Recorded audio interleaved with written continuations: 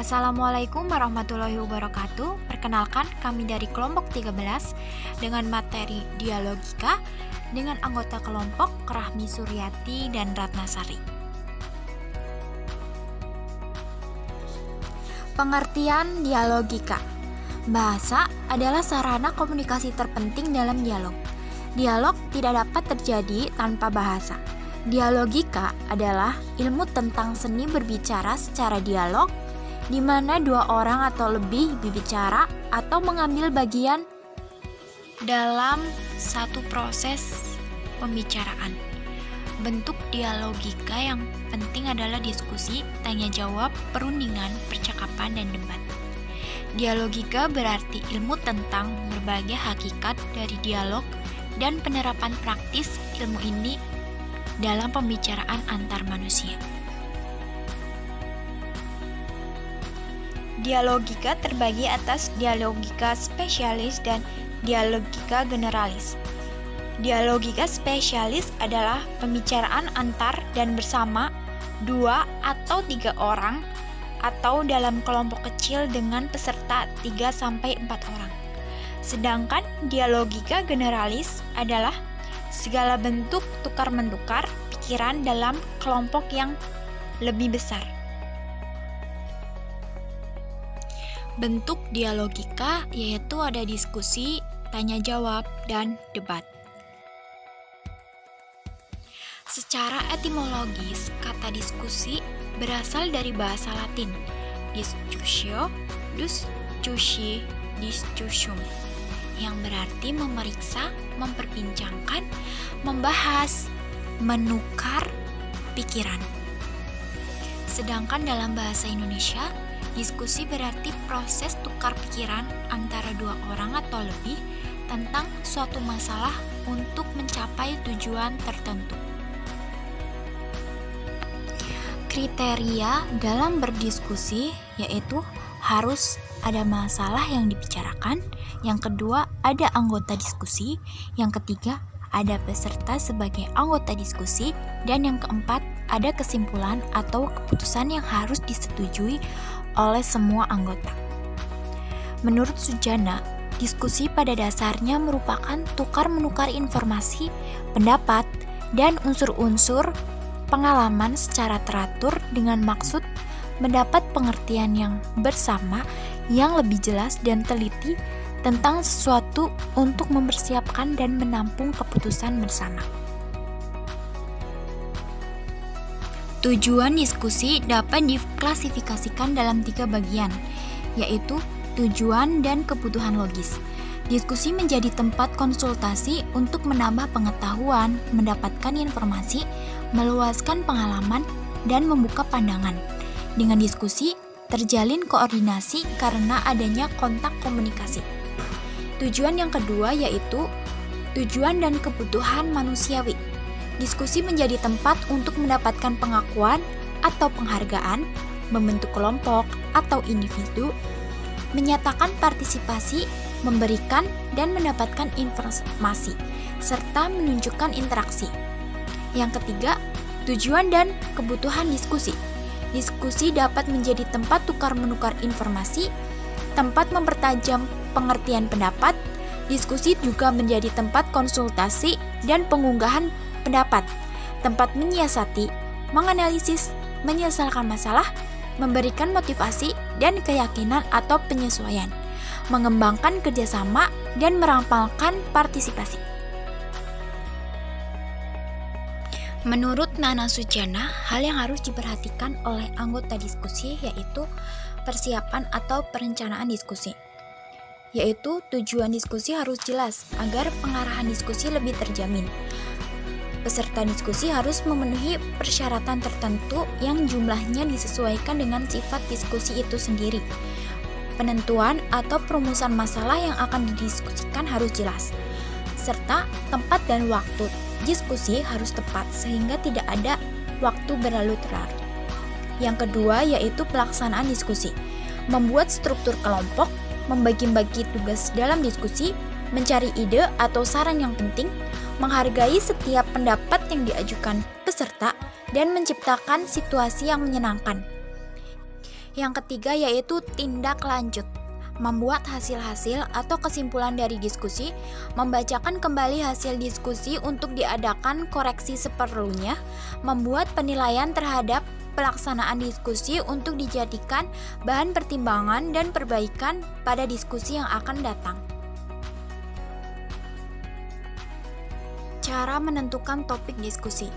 Memikirkan atau mengingat sesuatu yang pernah diketahui, dialami, dirasakan, dan dibicarakan. Yang kedua, membaca buku, koran, majalah, atau referensi lain. Yang ketiga, memperkaya referensi tidak tertulis melalui media audio visual. Yang keempat, menyimak pidato, ceramah, dialog, cendekiawan, atau tokoh-tokoh tertentu. Kemudian yang terakhir yaitu mengadakan pengamatan, penelitian, wawancara, dan sebagainya.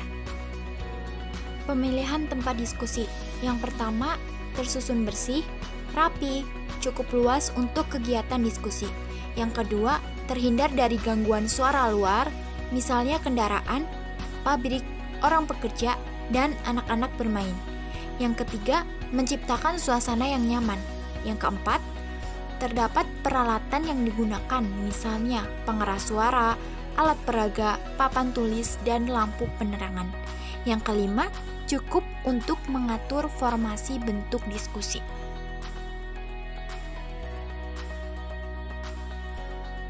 Peserta diskusi.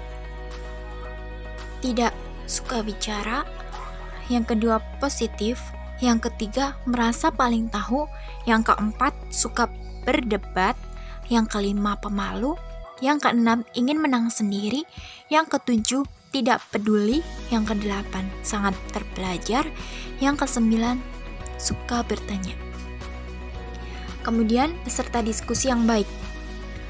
Ikut mengambil langkah bagian dalam berdiskusi, mendukung pendapat dengan alasan, fakta, contoh, atau pendapat pakar. Yang ketiga, berbicara jika diberi kesempatan. Yang keempat, berbicara dengan tegas, jelas, dan benar. Mendengarkan orang lain berbicara dengan penuh perhatian. Yang keenam, berkata dan bertindak sopan dan bijaksana. Yang ketujuh, mencoba menghargai dan memahami pendapat orang lain. Yang kedelapan, bisa menahan diri pada suasana yang tepat untuk berbicara dan sebagainya.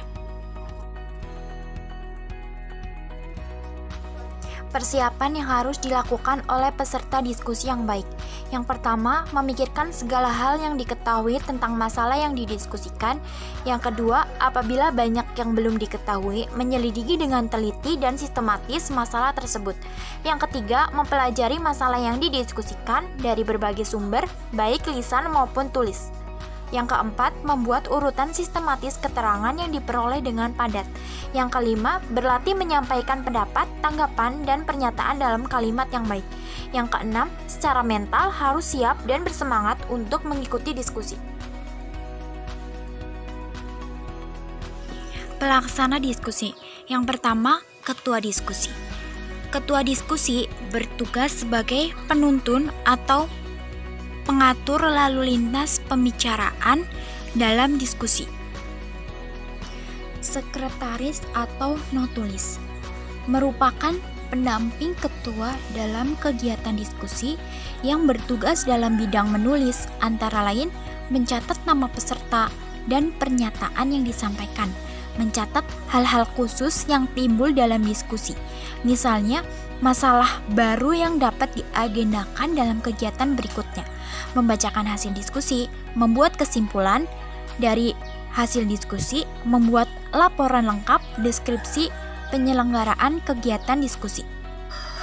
Yang ketiga yaitu moderator, yang keempat pemerasaran atau penyaji, yang kelima peserta diskusi. Macam-macam diskusi. Yang pertama dari diskusi kelompok adalah pertemuan yang direncanakan atau dipersiapkan untuk membahas suatu topik dengan seorang pemimpin. Yang kedua, diskusi berkelompok. Diskusi berkelompok ini ditujukan untuk jumlah peserta diskusi yang relatif banyak. Yang ketiga, diskusi panel, melibatkan beberapa panelis yang mempunyai keahlian dalam bidang tertentu dan bersepakat mengutarakan mengutarakan pendapat dan pandangannya mengenai suatu masalah untuk kepentingan pendengar. Selanjutnya konferensi. Konferensi merupakan bentuk pertemuan dari kedua pihak untuk membahas atau merunding masalah yang dihadapi bersama. Selanjutnya ada kongres, merupakan pertemuan formal antara delegasi atau wakil organisasi politik, sosial, atau profesi lainnya. Yang selanjutnya yaitu simposium, adalah pertemuan formal dengan beberapa ahli menyajikan pidato atau prasarana singkat mengenai topik dengan aspek yang berbeda-beda. Kolokium tidak diawali dengan pidato. Pada pakar diundang untuk memberikan jawaban atas pertanyaan yang diajukan oleh peserta. Selanjutnya ada lokakarya, yaitu istilah lain dari workshop. Topik bahasanya diambil dari bidang tertentu yang dikaji secara mendalam. Selanjutnya ada sarasehan, merupakan model diskusi yang sifatnya mendekati santai. Masalah yang dibicarakan pun terbatas. Pelaksanaan diskusi. Kegiatan diskusi dapat dilakukan oleh 2 orang ataupun lebih dalam suasana resmi ataupun tidak. Diskusi dipersiapkan secara matang dan terencana disertai aturan yang jelas agar diskusi dapat dilaksanakan dengan baik, sehingga akan menghasilkan ide-ide baru yang berbeda tetapi satu tujuan, bukan mementingkan kehendak pribadi melainkan tujuan kelompok.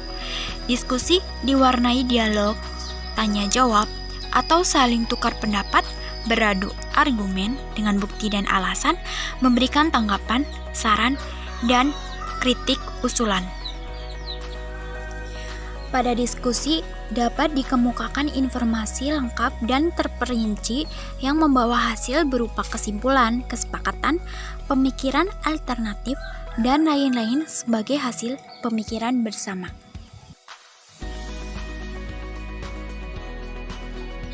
Pengertian tanya jawab. Tanya jawab adalah proses dialog antara orang yang mencari informasi dan orang yang memberikan informasi. Pemberi informasi adalah seorang ahli dalam bidang tertentu atau dianggap mengenal dan mengetahui masalah secara baik. Adapun penanya mengharapkan informasi yang luas atas pertanyaan yang diajukan. Bentuk tanya jawab. Ada interview, adalah tanya jawab antara wartawan dan seorang pejabat, atau tanya jawab dengan orang perseorangan dalam hubungan dengan penelitian ilmiah. Yang kedua ada konferensi pers. Konferensi pers, pertemuan informasi dengan seorang pejabat sesudah ceramah, perundingan, atau konferensi. Yang ketiga ada tanya jawab pengadilan atau interogasi, adalah dialog penyelidikan antara petugas dan terdakwa atau orang yang bersalah. Sekian presentasi dari kelompok 13. Mohon maaf apabila banyak kekurangan. Wassalamualaikum warahmatullahi wabarakatuh.